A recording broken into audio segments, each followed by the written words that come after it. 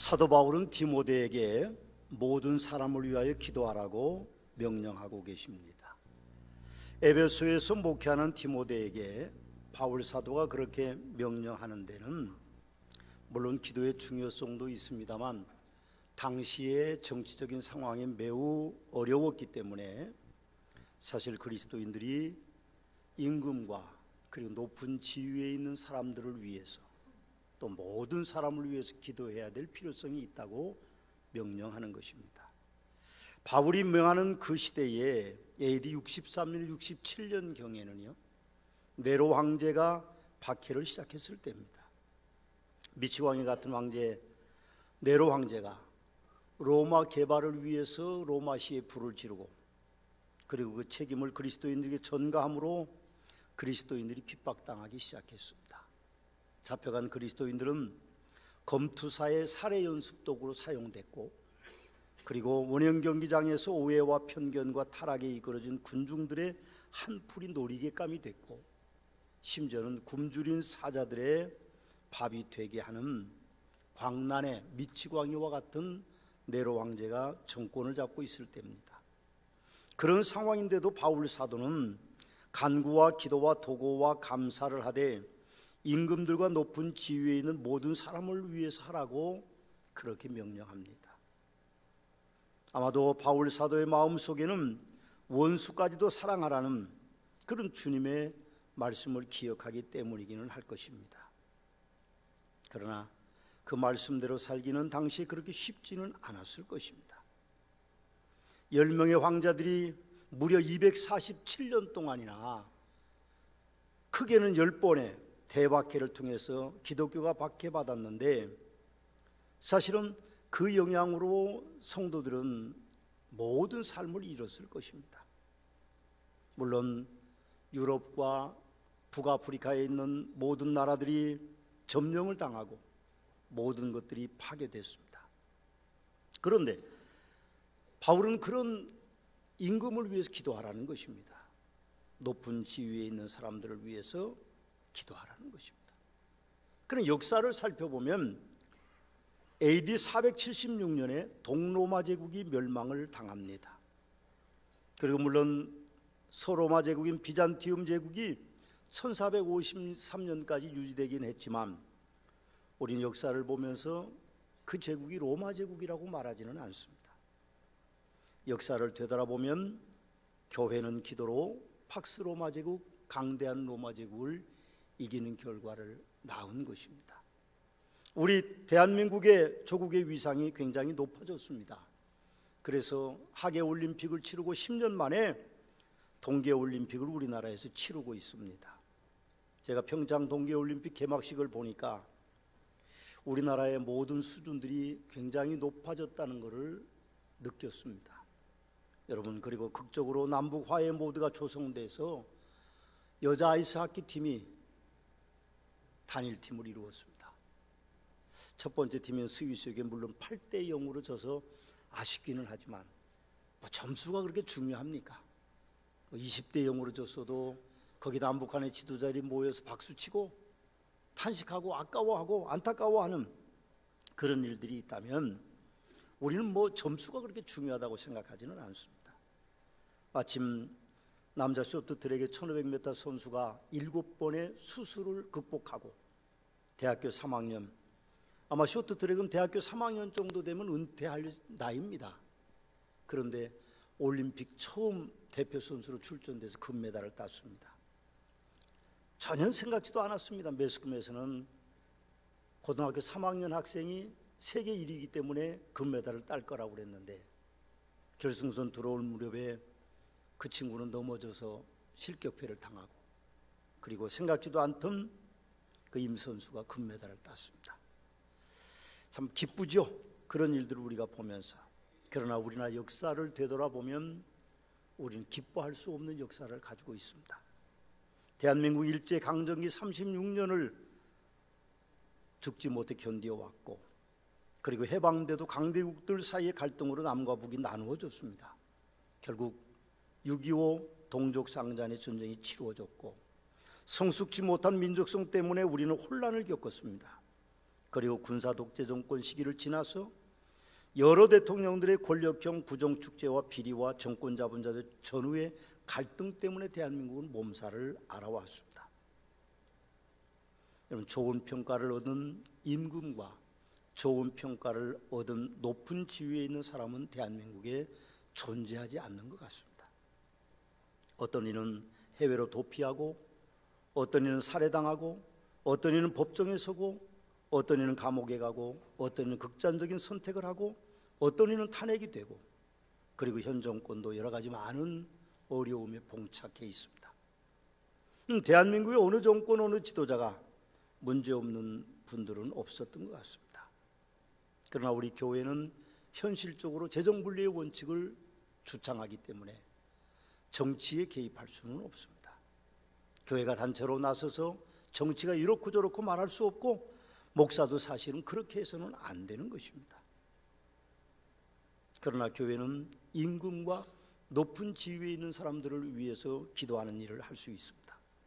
그래서 바울 사도는 교회가 그렇게 기도하면 모든 사람이 구원을 받는 데 이르고, 그리고 우리가 고요하고 평안한 생활을 할 수 있기 때문에 사도 바울은 너희는 기도하라고 그렇게 우리에게 명령하고 계시는 것입니다.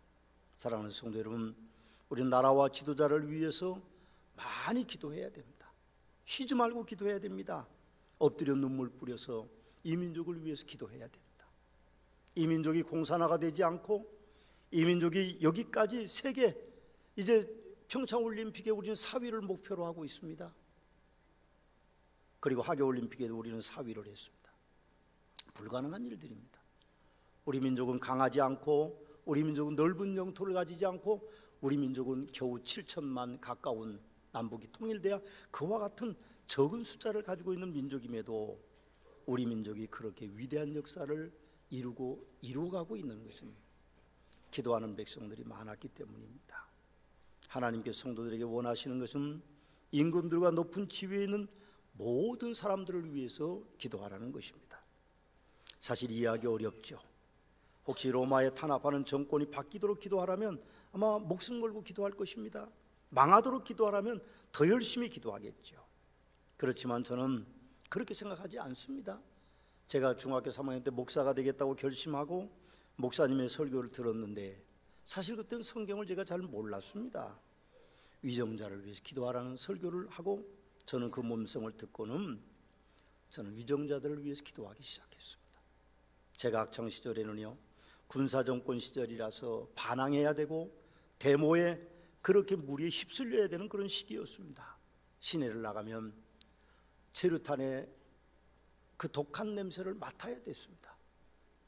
그리고 독재 정권이 주창하고 있는 여러 일들 때문에 사실은 젊은이들이 그 열정을 발산할 수 있는 길이 없었습니다.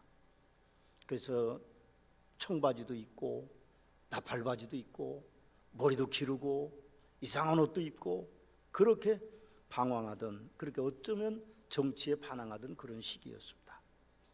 사실 반항도 해보고 데모도 해보았습니다만 우리에게 중요한 것은 기도하는 일입니다. AD 407년에 로마 황제 아르카디우스에게 유배지에서 순교한 위대한 신학자요, 그리고 위대한 설교가라서 황금의 비라고 칭호가 붙은 크리스토톰은 잠언 25장과 로마서 12장에 있는 말씀, 내 원수가 배고파하거든 음식을 먹이고 목말라하거든 물을 마시게 하라. 그리하는 하는 것은 핀 숯을 그의 머리에 올려놓는 것과 일반이요, 여호와께서 내게 갚아주시리라. 내 원수가 줄이거든 먹이고 목마르게 마시게 하라. 그리함으로 내가 숯불을 그 머리에 쌓아놓으리란 악에게 지지 말고 선으로 악을 이기라고 하는 그 말씀은, 그 크리스토톰은 종말론적인 용어라고 말합니다. 우리는 그분들에 대해서 기도하지만 하나님은 그분들을 해결해 주시겠다고 하신다는 것이죠. 우리는 나라를 위해서 기도해야 됩니다. 임금들과 높은 지위에 있는 사람들, 모든 사람들을 위해서 우리는 기도하기를 끊이지 않아야 됩니다. 기도는 위대한 역사를 만들어 왔고 앞으로도 위대한 역사를 만들어 가기 때문에 우리는 끊임없이 나라와 민족을 위해서 임금과 높은 지위에 있는 사람들, 모든 사람들을 위해서 기도해야 됩니다. 저는 오늘 조금은 다른 각도에서 메시지를 증거하기 원합니다. 목회 서신을 설교하면서 제가 디모데전서 1장에서 하나님의 소원을 이루는 교회, 예수님의 명령을 따르는 교회, 바르게 가르치는 교회, 간증이 넘치는 교회, 선한 싸움을 하는 교회로 메시지를 증거했습니다. 이제 오늘은 조금 임금들과 높은 지위에 있고 모든 사람을 위해서 기도하는 것이 아니라 우리는 교회가 기도해야 되기 때문에 기도하는 교회라는 제목으로 제가 메시지를 증거하기 원합니다. 여러분, 교회가 기도하면 하나님께서 임재하십니다. 사도행전 1장의 본문이요, 여자들과 예수의 어머니 마리아와 예수의 아우들과 더불어 마음을 같이 오로지 기도에 힘썼는데 모인 무리가 120명이 되었고, 그때 호련히 하늘로부터 급하고 강한 바람 같은 소리가 있어 그들이 앉아놓은 집에 가득하며 마치 불의 여같이 갈라지는 것이 그들에게 보여 각 사람이 하나씩 임하여 있더니, 하나씩 각 사람 위에 임하여 있으면 성령이 각각 임합니다. 그들은 다 성령의 충만함을 받고 성령의 말하게 하심을 따라 다른 언어들로 말하기를 시작했다고 그렇게 말씀합니다. 기도하면 하나님이 우리를 찾아오십니다.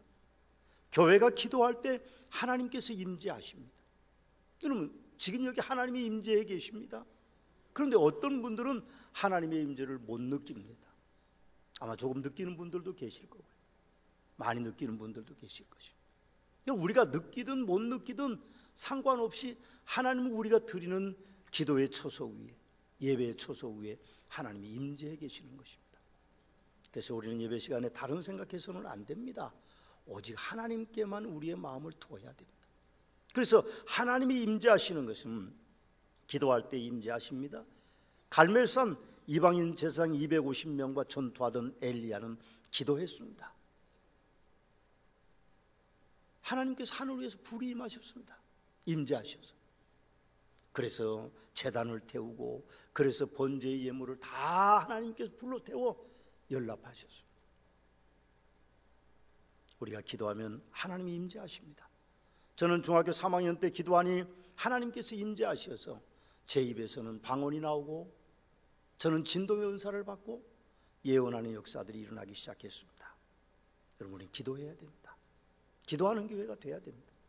그래야 위대한 역사들이 나타나게 되는 것입니다. 하나님이 함께 하시면요, 못할 것이 없습니다. 못 이룰 것이 없습니다. 어떤 소원들이 안 이루어지겠습니까? 하나님이 우리와 함께 하시면 우리는 놀라운 축복을 받게 되는 것입니다. 두 번째, 교회가 기도하면 표적과 기사가 일어납니다. 사도행전 12장에 보면 헤롯 왕이 야고보를 칼로 죽였을 때 유대인들이 기뻐하는 것을 보고 베드로 사도를, 대표적으로 사도이니까 옥에 가두었습니다. 그런데 성경에 보니까 교회는 베드로를 위해서 기도하더라, 그렇게 말합니다. 5절에 가서 보면 베드로가 옥에 갇혔는데 천사가 베드로를 깨웁니다. 그리고 작보를 다 풀어주고, 그리고 문을 나가는데 그 문을 나갈 때마다 문이 저절로 열리고 감옥을 지키는 간수들은 서 있는 것입니다. 꿈인 줄 알았습니다. 베드로는 나와서 보니까 꿈이 아니었습니다. 놀라운 사실은요, 사도행전 12장 12절에 보면 교회로 왔는데 와보니까 여러 사람이 거기에 모여 기도하고 있더라. 성경은 그렇게 기록하고 있습니다. 교회가 기도하면 표적과 기사가 일어납니다. 놀라운 역사가 나타나는 것이죠. 감옥문도 열리는 것입니다. 치유의 역사가 나타나는 것입니다. 삶의 문제도 해결되는 놀라운 역사들이 표적과 기사로 교회에 소속되어 있는 성도들에게, 또 교회에 놀라운 역사들이 일어나는 것입니다. 세 번째로, 교회가 기도하면 치유의 능력이 나타납니다. 사도행전 3장에 보면 제9시 기도 시간에 베드로와 요한이 성전에 올라갔는데 나면서부터 못 걷던 사람이 사람들에게 들려서 구걸하기 위해 성전 문 앞에 와 있습니다. 그때 베드로가 그를 보고 은과 금은 내게 없거니와 내게 있는 것을 내게 주노니 나사렛 예수의 이름으로 일어나라. 손을 잡고 일어나니 일으키니 안전뱅이였던 그 사람이, 나면서부터 안전뱅이였던 그 사람이 발과 발목에 힘을 얻고 곧 뛰어서 걸었다고 성경은 우리에게 그렇게 말씀하고 계십니다. 예수님의 행적 중에 치유의 기록이 유달리 많습니다. 예수님께서도 스스로 오신 목적을 가르치기 위해서 오셨다고 말하고, 치유하기 위해서 오셨다고 말하고, 복음, 천국 복음을 전파하기 위해서 오셨다고 우리에게 그렇게 말씀하고 있습니다. 야고보 사도는 너희 중에 병든 자가 있느냐? 그는 교회 장로들을 청할 것이요 그들은 주의 이름으로 기름을 바르며 그를 위하여 기도할지니라. 믿음의 기도는 병든 자를 구원하리니 주께서 그를 일으키시리라. 혹시 죄를 범하였을지라도 사하심을 받으리라. 그러므로 너희 죄를 서로 고백하며 병낫기를 위하여 서로 기도하라. 의인의 간구는 역사하는 힘이 크민이라고 그렇게 말씀하고 있습니다. 치유는 여러 종류가 있습니다. 영적인 치유와 마음의 치유와 환경에 대한 치유와 정신적인 치유와 건강의 치유의 문제들이 있습니다. 사랑하는 성도 여러분, 예수 믿으면 마음의 치유를 받습니다. 예수 믿으면 환경의 복을 받습니다.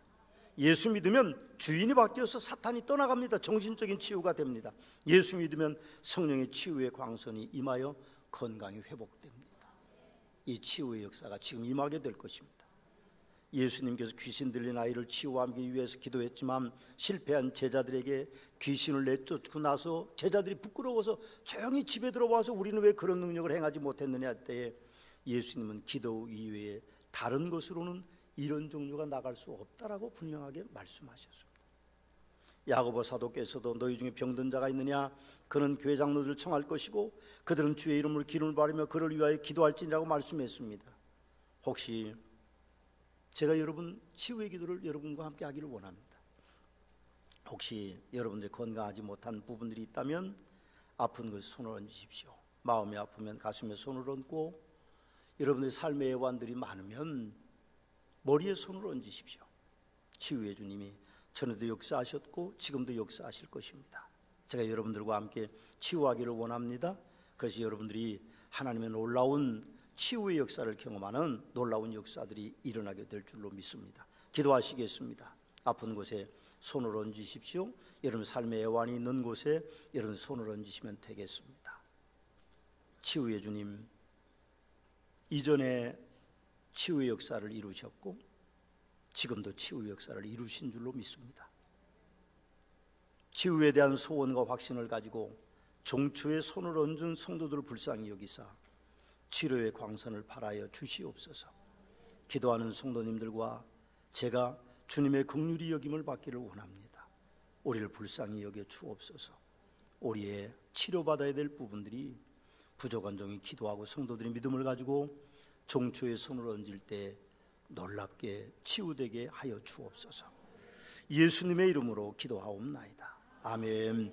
아멘. 박수로 영광을 돌리시겠습니다. 네 번째로는 교회가 기도하면 교회가 부흥됩니다. 4절을 보시면 오늘 그렇게 말씀합니다.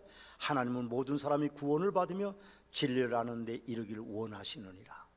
하나님은 모든 사람이 구원받고 진리를 아는 데 원하십니다. 교회 부흥은 하나님의 소원이십니다. 성도라면 당연히 교회 부흥을 소원해야 됩니다. 교회 부흥을 소원하지 않는 성도는 하나님의 소원을 거역하는 것입니다. 요즘 저는 참 마음이 안타까운 소식들을 자꾸 듣습니다. 저에게 들리는 교회의 소식들이 흉흉합니다. 어느 도시에 어떤 일이, 어떤 목사님이, 어떤 교인들이, 그런 이야기들이 제 귀에 들립니다. 목사는 사람과 성도들의 입맛을 맞추려고 한다고 합니다.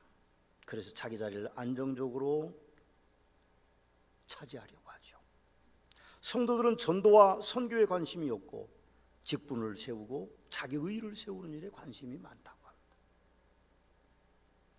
당연히 교회는 부흥될 수 없을 것이고 교회는 다툼과 분열이 일어납니다. 많은 교회들이 그런 아픔을 지금 겪고 있습니다. 목사가 떠나가고 성도들은 목사를 세우는 일을 위해 서로 스스로 자기들끼리 분열되어 다투고 한편은 찬성이고 한편은 반대로 극과 극으로 나누어져 있는 교회들이 부지기수로 많습니다. 심지어 어떤 교회는 목사가 구속되고 있습니다.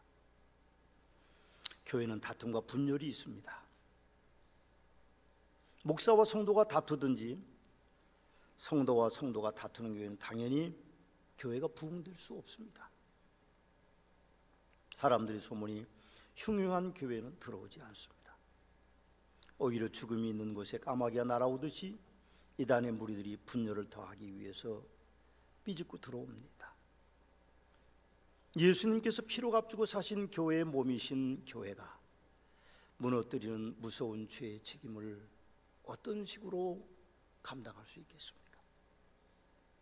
제발 사단의 의를 포장한 흉한 계략에 욕심 유혹되지 마시고, 사단의 제물되지 마시고, 제발 자기 주장에 욕심을 내지 마시고, 교회에 문제가 있다면 애통하며 눈물 뿌려 기도해야 될 것입니다. 교회는 목사나 성도들이 아닌 주님의 영이신 성령님께서 해결하시고 굳게 세워가실 것입니다. 여러분, 1세기 그리스도인들은 칼을 들지 않았고 창을 들지 않았습니다. 권력에 아부도 하지 않았습니다. 그들은 오로지 기도했습니다. 그것이 그리스도인들의 최고의 목표인 것입니다. 사도행전 2장을 보십시오. 예루살렘 교회는 오로지 기도하는 교회였습니다. 그들이 사도의 가르침을 받아 오로지 기도하기를 힘썼다고 말합니다. 그리고 하나님을 찬송했다고 말하는데, 구원받는 사람을 날마다 더하게 했다고 성경은 우리에게 그렇게 말씀해 주고 있습니다. 하나님이 임재하시면, 교회가 기도하면 교회는 당연히 부흥될 것입니다. 마지막으로 서머나교회도 기도하면 다시 부흥하는 역사를 만들어갈 수 있습니다. 서머나교회 금년표가 다시 부흥하는 해입니다. 표를 이루기 위해서 우리는 4대 중점 사역으로 한 영혼 구원으로 교회부, 그리고 성경일독으로 영혼군, 11조로 물질부흥, 그리고 중보기도로 은사부흥을 이루는 4가지 사역을 우리가 집중적으로 금년 1년 동안 시행할 것입니다. 성도님들께서 교회 부흥을 위하여서 많이 기도해 주셔야 됩니다. 기도하실 때마다 많이 기도해 주십시오. 나는 기도 안 한다, 그런 분들이라도 혹시 식사기도는 하실 거 아닙니까? 식사기도 하시면 제일 끝에다라도, 뭐 앞에 넣기가 좀 곤란하면 제일 끝에라도, 하나님 이렇게 맛있는 음식을 주셔서 감사합니다. 우리 어머님 아버님 나를 위해서 이렇게 좋은 것 하기 위해서 일터에서 일하고 어렵게 일하시는데, 아니면 내 와이프가 이렇게 밥을 해주는데 내 남편이 이렇게 돈을 벌어다 주는데 감사합니다. 그렇게 하시고는 끝에 서머나교회 부흥되게 하십시오. 1초도 안 걸립니다. 한번 해보실까요? 서머나교회 부흥되게 하십시오. 서머나교회 부흥되게 해주세요. 하루에 3번 기도, 1500명이 3번 기도하면 어떻게 되겠습니까? 엄청나게 많은 숫자입니다. 그렇게 기도해 주십시오. 그렇다고 맨 밥 먹을 때만 기도하시지 말고, 기도하시는 분들은 다른 시간에 기도할 때마다 서머나교회가 부흥되는 교회가 되게 해주십시오 하고 기도하는, 기도가 있을 때 서머나교회는 부흥될 줄로 믿습니다. 지난 주간 우리 교회는 전교인 새벽기도 주간을 지냈습니다. 통계에 의하면 매일 100명이 넘는 성도들이 오셔서 기도했다고 합니다. 우리 기관들이 돈을 내고 이권사회에서 아침을 준비해 저희들이 아침을 먹었습니다. 근데 새벽기도는요, 습관이 되지 않으면 어렵습니다. 아마 5일 나온 분들은 굉장히 힘들었을 겁니다. 사실은 1시간 더 일찍 일어나는 거거든요. 그렇게 뭐 엄청난 것도 아닌데 6시 새벽기도가 왜 그렇게 힘든지 어려울 거예요. 그러나 습관이 들면 새벽기도가 삶의 에너지를 얻게 됩니다. 여러분, 새벽기도 하시는 분들은요, 남들보다 인생을 오래 사는 겁니다. 남들이 100년 산다고 그러면 새벽기도 하시는 분들은 한 120년을 사는 겁니다. 굉장히 길게 사는 거죠. 그러니까 뭐 어차피 썩어질 육신을 위해서 1시간 더 잔들 무슨 소용이 있겠습니까? 새벽기도 오셔서 여러분들이 새벽기도 하시면 삶의 에너지가 있습니다. 내일부터 기도 습관을 좀 바꾸시고 삶의 좀 라이프 스타일을 바꾸셔서 좀 길게 인생을 사는, 오래 살려고 뭐 약만 드시지 말고 더 시간을 쪼개서 좀 더 늘리는 방법은 새벽에 하나님의 성전에 오는 길밖에는 없습니다. 물론 여러분들이 투잡, 쓰리잡 하는 분들도 계시고, 뭐 애들이 고3이고 또 늦게 자고 뭐 오락도 해야 되고 할 일이 너무 많을 겁니다. 그러나 우리의 인생은 그렇게 길지 않습니다. 오늘 제가 어떤 분에게, 어머님이 좀 지금 이제 굉장히 92세신데 연로하셔서 이렇게 손을 탁 놓으셨다고 그래요. 갑자기 그렇게 건강하시던 분이. 안타깝다고 그럽니다. 92세 살아도 안타깝습니다. 100세가 산들 안 안타깝겠어요? 안타깝죠. 요즘 호상이라는 말을 하면 안 된다고 그럽니다. 옛날에는 80만 넘어도 호상이네요. 그런데 요새는 92세가 돼도 호상이라고 그러면 안 된대요. 그래서 좀 더 사셔야 되는데 참 안타깝습니다. 그렇게 이제 저도 연습을 좀 하고 있습니다. 제가 생각하기엔 92세만 살면 그냥 걱정 없을 것 같은데 또 안 그러신 모양이에요. 연세 드신 분들은 뭐 더 사시고 싶겠죠. 더 살아야 되겠죠. 그럼 우리는 기도하는 삶에 표적과 기적이 일어난다는 사실을 우리는 기억해야 된다. 여러분 사는 날 동안 하나님 앞에 기도를 더 많이 하셔서 하나님이 여러분들을 도와주시는 그 아름다운 그 삶의 현장 속에서 여러분이 기뻐하고 즐거워하시는 복된 성도들이 되시기를 주님의 이름으로 축원합니다. 쉬지 말고 기도합시다. 아멘. 옆에 분에게 한번 그렇게 격려해 주십시오. 많이 기도합시다. 쉬지 말고 기도합시다. 나를 위해서 기도해 주십시오. 내가 위해서 기도해 드리겠습니다. 좀 그렇게 좀 해 주시죠. 기도해야 후손이 잘 됩니다. 기도해야 가정이 평안합니다. 기도해야 사업이 잘 됩니다. 기도해야 여러분들의 미래가 강건하게 될 것입니다. 기도하시겠습니다. 이제는 우리 주 예수 그리스도의 은혜와 아버지 하나님의 극진하신 사랑하심과 성령님의 감화 감동 역사하심의 축복이 오늘 기도하기 원하는 성도들을 위해 개인의 부흥과 가정의 부흥과 서머나교회의 부흥과 이 땅에 하나님 나라의 부흥이 이루어지는 축복의 하나님으로 함께 계시옵기를 축원하옵나이다. 아멘.